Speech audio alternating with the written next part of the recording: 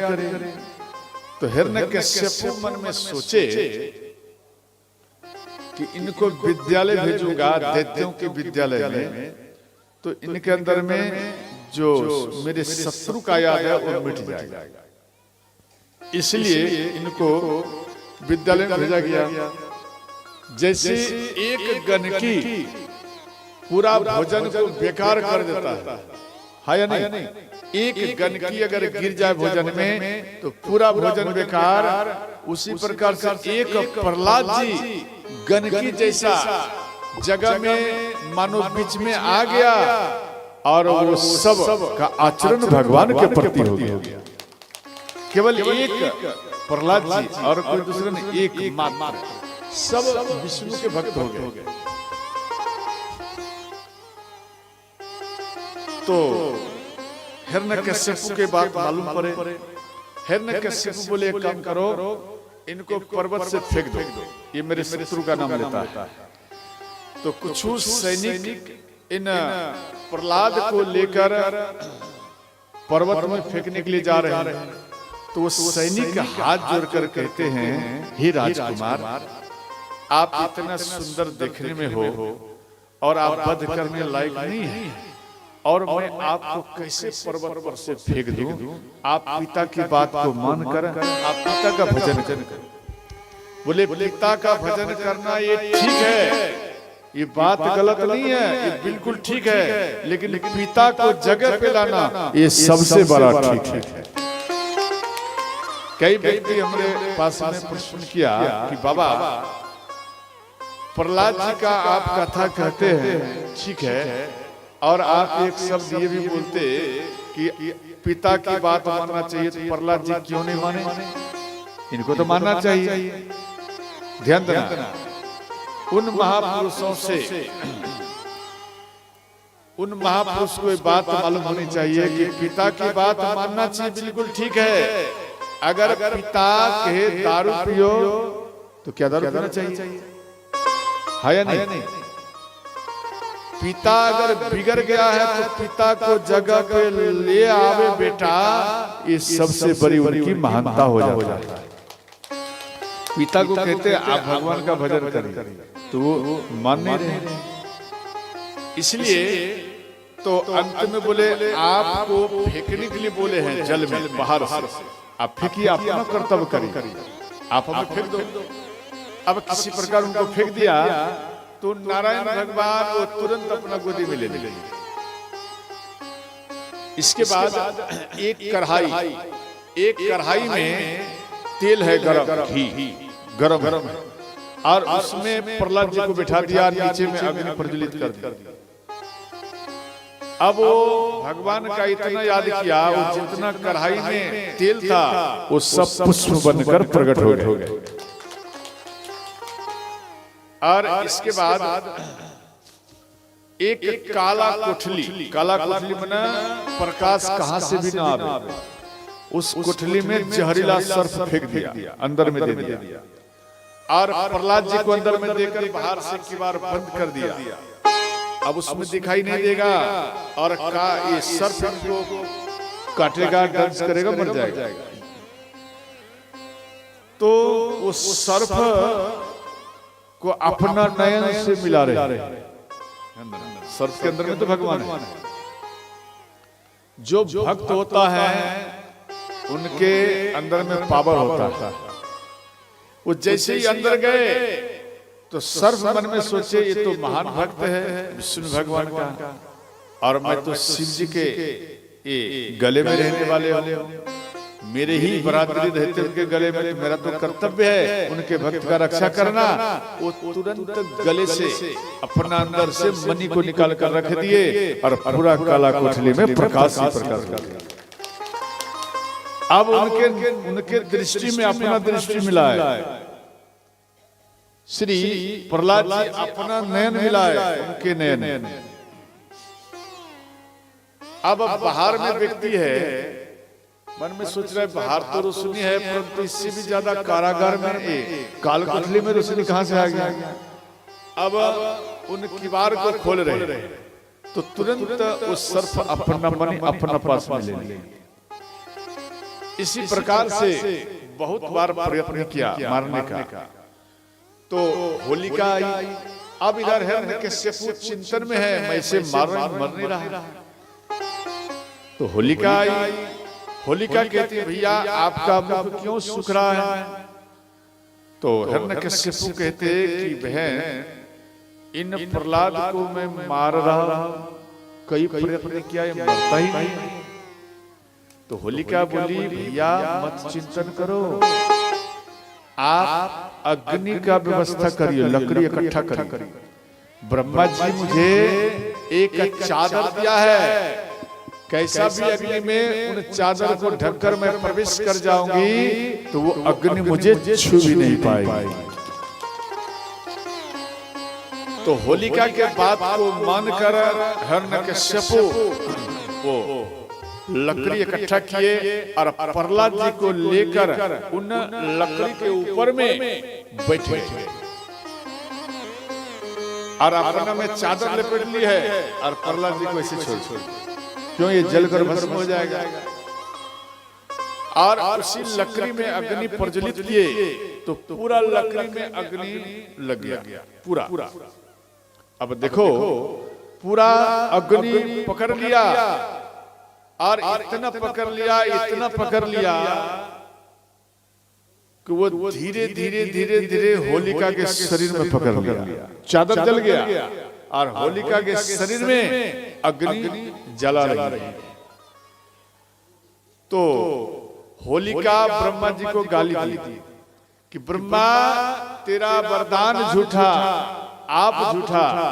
ब्रह्मा जी प्रकट हो गए, बोले होलिका मेरा वरदान झूठा नहीं था, आपने प्रहलाद जैसा भक्त के साथ में आपने इन चादर का दुरुपयोग किया है, इस जगह में मेरा वरदान भी काम नहीं करेगा। होलिका तरफ कर जलकर भस्म हो गई। एक बात मालूम,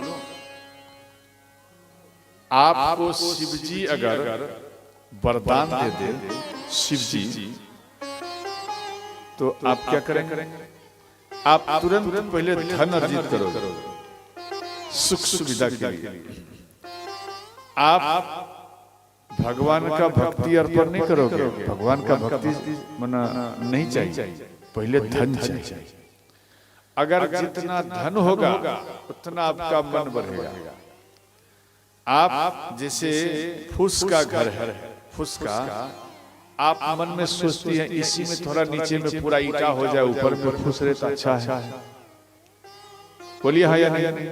शिव जी मन में सोचेंगे चलो मेरे भक्त का इच्छा है, ऐसा कर देता हूं। अब जब ईटा आ गया, प्रभु अगर ऊपर में ढलाई हो जाए तो अच्छा है। अब ढलाई हो गया, अब थोड़ा चिकना हो जाए, प्लास्टर हो जाए, बिजली बत्ती लग जाए तो अच्छा है, वो भी फाइनल हो गया। अब मन में सोचेंगे एक मंजिल और हो जाता तो थोड़ा आनंद आ जाता। दिमाग लगा, मन आपका कभी भरेगा नहीं। मनुष्य लोभी होता। इनकी कथा आप नारी धर्म में सुनेंगे। आठवां दिन में अष्टम दिवस में अब कथा जब प्रवेश करेंगे तो आप नारी धर्म की कथा में ये बात आएगी।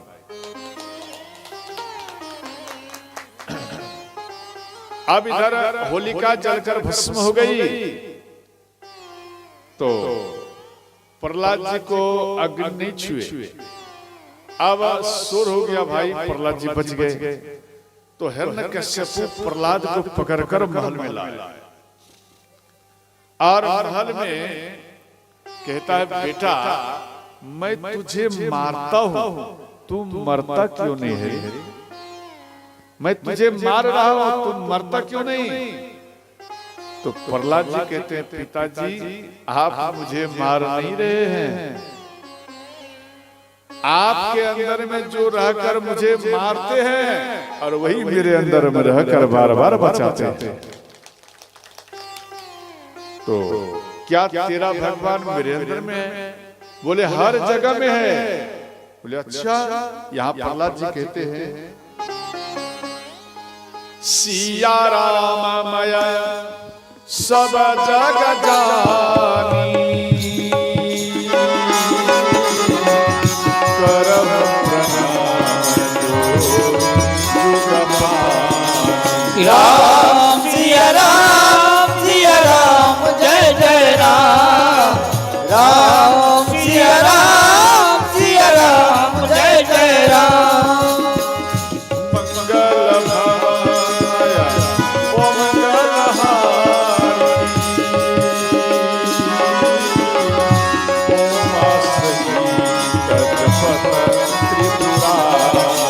राम सिया राम जय जय राम, राम सिया राम जय जय राम। हर हर महादेव। जोर से बजाइए आज से।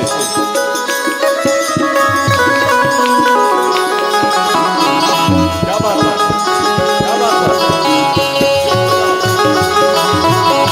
जय सिया राम।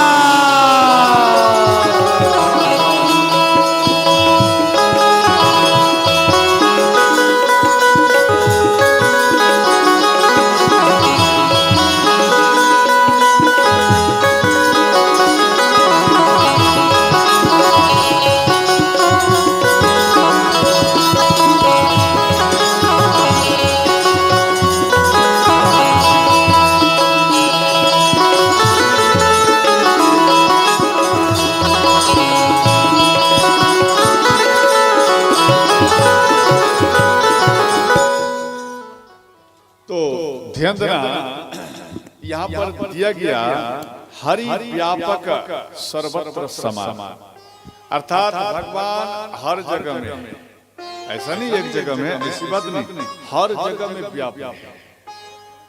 तो हिरण्यकश्यप कहता है क्या तेरा भगवान इस खंभे में भी है? बोले पिताजी आप प्रेम से याद करिए, इस खंभे में भी आपको दर्शन देंगे। भाव कुभाव, आप कुभाव से भी भगवान का याद करेंगे तो भी आपके पास में दर्शन देंगे, और भाव से याद करेंगे तो भी आपको दर्शन देंगे। आप याद करके देखो, लंकापति रावण, कई व्यक्ति कहते हैं कुभाव से उनको याद किया, नहीं ये उनका भूल है, वो हरदम भाव से ही भगवान को याद करते थे। इनकी चर्चा में प्रवेश करेंगे तो मालूम पड़ेगा। और इधर बोले क्या तेरा भगवान इस खंभे में है? बोले हाँ। एक गदा उठाए और जैसे खंभा में लगाए, एक गदा चलाए तो खंभा में भक्त के मान को रखने के लिए नारायण भगवान स्वयं नरसिंह के अवतार में, ये रूप में अवतार हुए। बोलो नरसिंह भगवान की जय हो। और इसके बाद इधर नरसिंह भगवान को देखकर एक बात बोलो, भगवान का जितना अवतार है सब अवतार में डरावना अवतार नरसिंह भगवान की अवतार है। नरसिंह भगवान को देखकर हिरण्यकश्यप डर गए और डर के भागे।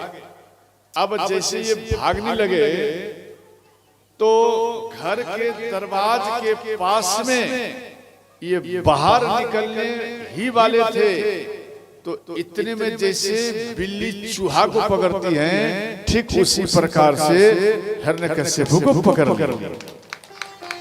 और चौखट में नरसिंह भगवान बैठ गए और इनको गोद में सुला दिया। बोले एक बात बता, अब तो तेरा मृत्यु निश्चित है। वो लेटा हुआ है, गोद में लेटा हुआ। अब कहता अब तो तेरा मृत्यु है निश्चित। बोले आप हमको नहीं मार सकते। हिरण्यकश्यप कहते आप नहीं मार सकते। बोले क्यों? बोले हमें तो वरदान है, भगवान ब्रह्मा मुझे वरदान दिया। तो हिरण्यकश्यप को कहता है कि तुझे ब्रह्मा क्या क्या वरदान दिया बता। यहाँ कहते हैं कि ना मैं बाहर मरूंगा ना अंदर। बोले बेटा जरा देख, ना तू बाहर है ना तू अंदर है, तू तो चौखट पर मेरे गोद में बैठा है, तू मेरे गोद में लेटा हुआ। अब बोल बोले और एक मुझे वरदान है। बोले क्या? ना मैं पृथ्वी मरूंगा ना आकाश में। बोले जरा देख, ना तू पृथ्वी में है ना तू आकाश में है, तू अभी मेरे जंघा में, गोद में। इसके बाद कहते हैं कि ना मैं दिन में मरूंगा ना रात में। बोले बात बिल्कुल ठीक है, अभी देख संध्या कालीन चल रहा है, ना अभी दिन है ना रात है, अभी मध्य संध्या। इसके बाद कहते हैं 12 महीना में मेरा मृत्यु नहीं होगा, ये भी हम वर में लिया।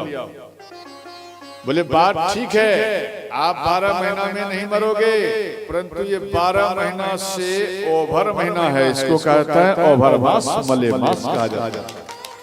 बोले तो ओवर मास है अर्थात मले मास है। और तेरे ब्रह्मा ने क्या बोला बता? बोले ना मैं मनुष्य से मरूंगा और ना पशु से। बोले देख ये मेरा शरीर जो है नीचे मनुष्य का है अर्थात नर का है, और ऊपर मेरा सिर है सिंह का, इसीलिए मुझे नरसिंह कहते हैं। बोलो नरसिंह भगवान की जय हो। इसीलिए हमें नरसिंह कहते हैं। बोले और क्या बोला है और क्या बोल दिया है तेरे ब्रह्मा ने? बोलो। यहाँ कहते हैं ना मैं अस्त्र से मरूंगा ना शस्त्र से। बोले अच्छा देख मेरा ये नख, ना ये मेरा अस्त्र है ना ये मेरा शस्त्र है। इसे कोई अस्त्र शस्त्र कहेगा? नहीं कहेगा। और आज मैं इसी नख से तेरा वध करने के लिए जा रहा हूं। अगर तू बच जाता तो इतिहास में तेरा नाम रहता। और एक पिता ही अगर बेटा के मृत्यु करने लगे, मारने लगे, तो उन पिता को जीने का अधिकार नहीं है, इसलिए तुझे अब मरना ही पड़ेगा। जैसे इनके पेट में अपना हाथ को घुसाए और पेट को फाड़ और ये मर गए। तो इनके अंदर में क्रोध प्रकट हुआ। क्रोध तो शिव जी आए, निवेदन किए प्रभु आप क्रोध को शांत करिए। नरसिंह भगवान एक फुफकार मारे, शिव जी भयभीत होकर भाग गए। ब्रह्मा जी आए, निवेदन किए प्रभु आप क्रोध शांत करिए। एक फुफकार में ब्रह्मा जी भी भाग गए। अब ब्रह्मा जी शिव जी दोनों मीटिंग कर रहे हैं, नारायण भगवान कैसे क्रोध इनका शांत होगा? एक काम करो, लक्ष्मी माता इनकी पत्नी है, तो उनको श्रृंगार कर इनको नरसिंह भगवान के सामने में खड़ी। तो जैसे ही मां लक्ष्मी निवेदन करने के लिए हाथ ही बढ़ाई थी, एक फुफकार मारे वो भयभीत होकर भाग गई मां लक्ष्मी।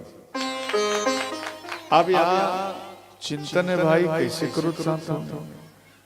तो ये प्रहलाद जी को भेजा गया, आप जाओ, आप जाइए, शायद आपके जाने से भगवान क्रोध शांत में आ जाए। तो प्रहलाद जी आगे बढ़े और स्तुति किए, विनती किए, और इनके स्तुति को सुनकर नरसिंह भगवान खुश हुए और प्रहलाद जी को उठाकर गोदी में लेकर, जिसे गैया एक बछड़ा को चाटती हैं, उसी प्रकार नरसिंह भगवान चाटने लगे। और इसके बाद कहते हैं, ध्यान देना कि आप वर मांगो। तो प्रहलाद जी कहते हैं प्रभु अगर आप हमें कुछ वर देना चाहते हैं, पहले तो मेरा इच्छा नहीं है। भगवान बोले नहीं आप कुछ वर मांगो। बोले देखो अगर आपका भगवान इच्छा है तो मेरे पूरा जीवन में कभी भी मांगने की इच्छा प्रकट ना हो, आप हमें यही वर दो। अब देखो कभी कुछ मांगने की इच्छा ना चाहिए, ये भक्त का लक्षण है, प्रिय लक्षण। जो भक्त भगवान से बार बार मांगता है उनका पावर घटता है, और जो नहीं मांगता है बिन मांगे भोलेनाथ उनके घर भर देते थे। शिव जी से मांगो, भक्ति मांगो। अगर कुछ मांगना है तो भक्ति मांगो। भक्ति के अलावा अगर आपने कुछ भी मांगा वो सब नाशवान है। अगर आप भक्ति मांग लिया तो याद रखना, ये भक्ति कभी भी, कोई भी जीवन कितना भी आप जन्म लीजिए, भक्ति कभी मिटता नहीं है। ये आपका जिंदाबाद रहेगा भक्ति। तो इसके बाद ध्यान देना, यहाँ पर एक चौपाई गोस्वामी जी लिखे हैं, नाम जपता प्रभु की न प्रसाद, भगत शिरोमणि प्रहलाद। सिया राम जय जय राम, राम सिया राम जय जय राम। मंगल भवानय ओ मंगलहारी, उमा सहित जपत त्रिपुरारी। राम सिया राम जय जय राम, राम सिया राम जय जय राम।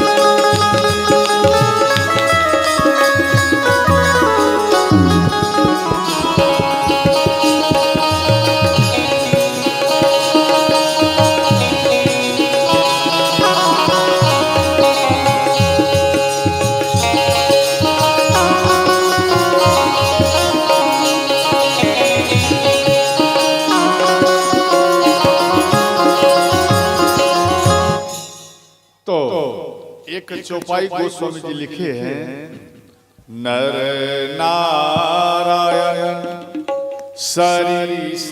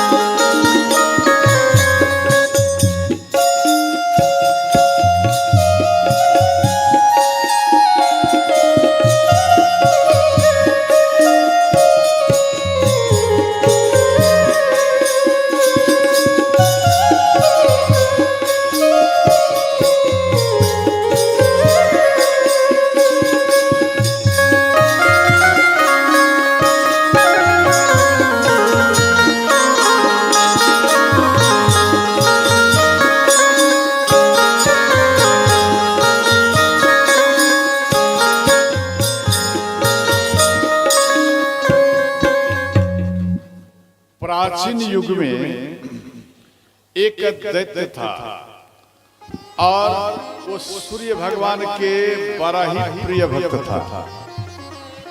तो डेली उनका याद करते थे। तो सूर्य भगवान इनको दर्शन दिए। सूर्य भगवान खुश हुए और दैत्य को बोले आप वर मांगो। वो कहता है प्रभु आप हमें अमर वर दीजिए। तो सूर्य भगवान बोले मेरे पास पावर नहीं है अमर वर देने की।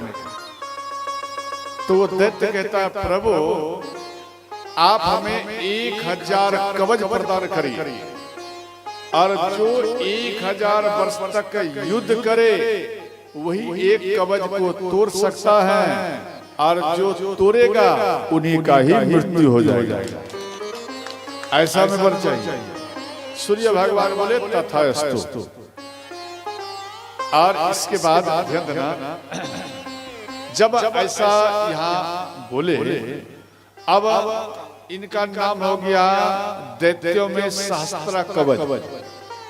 सहस्त्र कवच राक्षस अब देवताओं पर हमला करे। कितना भी देवता 6 महीना युद्ध करे, 1 साल युद्ध करे, 5 साल युद्ध करे, फिर हार जाए। तो बार बार ये हारते रहे। ये सारा मीटिंग किया गया ये मरेगा कैसे। तो सब मिलकर नारायण भगवान के पास में आए और कहते हैं ये मरेगा कैसे। बोले एक काम करो आप सब मत घबराइए। नारायण भगवान सबको धैर्य दिए। स्वयं नारायण भगवान धर्म की पत्नी मूर्ति के गर्भ से 2 रूप में प्रकट हुए, एक नर एक नारायण। अब ये दोनों भाई बद्री पाकर तपस्या करते थे। बद्री मतलब बैर। तो जब ये बद्री पाकर तपस्या करते थे तो इसका एक नाम हुआ दोनों भाई का बद्री नारायण। बोलो बद्री नारायण भगवान की जय हो। तो बद्री नारायण भगवान तपस्या एक भाई नारायण भगवान शास्त्र कवच से युद्ध कर रहा 1000 वर्ष तक और इधर नर भगवान जो थे वो बैठकर तपस्या कर रहे। तो नारायण भगवान 1000 वर्ष तक युद्ध किए तो एक कवच को तोड़ दिए। तो नारायण भगवान का मृत्यु हो गया। अब नर भगवान के पास में जो तपस्या का फल था वो नारायण भगवान को पावर से इनको जीवित किया। ध्यान देना इनका जीवित किया।